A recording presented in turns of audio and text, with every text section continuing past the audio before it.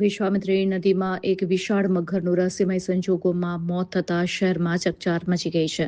મહારાજા સયાજીરાવ યુનિવર્સિટીની faculty of fine આર્ટ્સની પાછળથી પસાર થતી નદીના પટમાંથી આશરે 10 ફૂટ લાંબો મગર મૃત હાલતમાં મળી આવ્યો હતો. મળતી માહિતી મુજબ ફાઇન આર્ટ્સ ફેકલ્ટીના પાછળના ભાગેથી વહેતી વિશ્વામિત્રી નદીના કિનારે એક વિશાળકાય મગર શંકાસ્પદ હાલતમાં સ્થિર પડેલો જોવા મળ્યો હતો. મગર મૃત્યુ પામ્યો હોવાની જાણ થતાં આસપાસના લોકો મોટી સંખ્યામાં ઘટના સ્થળ પર એકત્રિત થયા હતા. આ ઘટનાની જાણ થતાં જ વન વિભાગ તેમજ વડોદરા ફાયર બ્રિગેડની ટીમ તાત્કાલિક સ્થળ ઉપર પહોંચી હતી.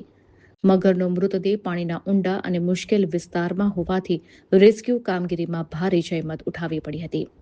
ફાયર વિભાગ અને વન વિભાગના જવાનોએ સંયુક્ત રીતે કામગીરી હાથ ધરી મગરના મૃતદેહને બહાર કાઢવાની પ્રક્રિયા શરૂ કરી હતી.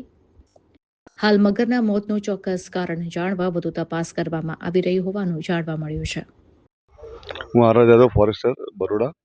અમને મેસેજ મળેલો કે સાયન્સ ફેકલ્ટી વિશ્વામિત્રી નદીની બેક સાઈડમાં નદીમાં એક મૃત મગર હાલ જોવામાં આવેલ છે. તમે તેને ફાયર બ્રિગેડની ટીમ બોલાવીને રેસ્ક્યુ કરી રહ્યા છે.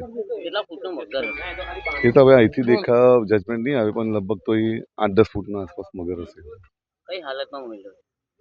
એકચ્યુઅલી અમને તો હમણાં જ મેસેજ મળ્યા છે. અમે ત્યાં આવ્યા છીએ એમના સ્પોટ પર. મૃત હાલતમાં જ છે મગર. R Yadav, forester, Baroda.